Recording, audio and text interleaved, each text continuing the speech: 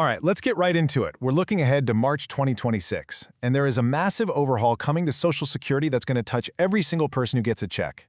We're going to break down a huge shift in how the whole system works, the real story behind your projected 2026 raise, and, stick around for this, some absolutely fantastic news that millions of public servants have been waiting for. Okay, let's dive in. So you're going to want to circle March 7th, 2026 on your calendar, because on that day, the Social Security Administration, the SSA, is rolling out the single biggest operational change it has seen in, well, over a quarter of a century. And I want to be clear, this isn't some small adjustment. This is a permanent, fundamental change to the very wiring of the system for all 70 million of you. So what in the world is this huge shift? Well, it all comes down to a new program with a very official-sounding name, the National Workload System. And what it's going to do is completely change what your local Social Security office even means. This is the cornerstone of the whole overhaul. So let's really unpack what's going on here. Okay, so here's the before and after, and it's pretty stark.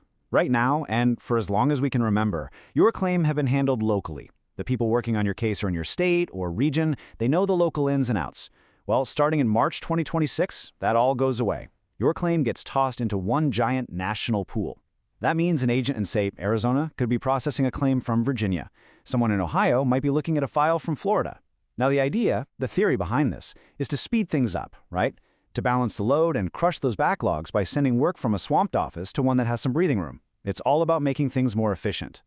But, and this is a really big but, here's the reality check. At the exact same time the SSA is rolling out this massive new system, it's doing it with fewer people. We're talking about a 13% cut in national hotline staff. These are the very people who answer the phones and process these claims.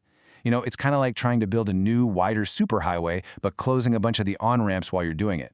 So you've got this basic conflict, a system built for more volume, but a shrinking workforce to actually run it. So let's cut to the chase. What does this actually mean for you day to day? Well, first off, those incredibly long wait times on the phone, yeah, get ready for those to stick around. We're talking waits of over an hour, potentially. Second, the agent you finally get might be 1,000 miles away and have no idea about your state-specific rules, especially for things like supplemental income. You're going to have to be your own best advocate. Third, trying to get a face-to-face appointment? That might get even tougher. So the big takeaway here, the most important thing, is that the SSA.gov website is now your absolute best friend. Seriously, it's your #1 tool for getting things done. Okay, let's switch gears for a minute and talk about something on everyone's mind: money. Specifically, let's look at that projected 2026 cost of living adjustment, the COLA. We're going to dig into what that raise really looks like after everything is said and done. So for this example, let's go with the projected COLA for 2026, which is sitting at about 2.5%. Now, for the average person, that works out to about $56 extra a month. And, you know, on the surface, that sounds okay. It's a raise meant to help you keep up with rising prices. But the headline number almost never tells the whole story. And this is the part that trips so many people up. While your Social Security check is going up by that $56, another number is going up right alongside it: your Medicare Part B premium. Let's say for 2026, that goes up by about $17.90. And because that premium is automatically deducted from your Social Security check, you literally never even see that part of your raise. Poof, it's gone before it ever hits your bank account. So you do the simple math, and this is the number that actually matters for your monthly budget. Your real take-home spendable increase isn't $56. It's closer to $38. And let's be honest, in an economy where the cost of gas and groceries keeps climbing, that extra $38 can feel a lot like you're just trying to keep your head above water. And to really put it in perspective, this quote from our source material just says it all. The Medicare increase eats up nearly a third, 32% of your entire cost of living adjustment. So before you can even use that raise to pay for, your actual living expenses, a huge chunk of it is already gone. It's just a critical thing to remember when you're budgeting. Okay, but now we get to what is, for millions of you, the best news you've heard in years. I'm serious.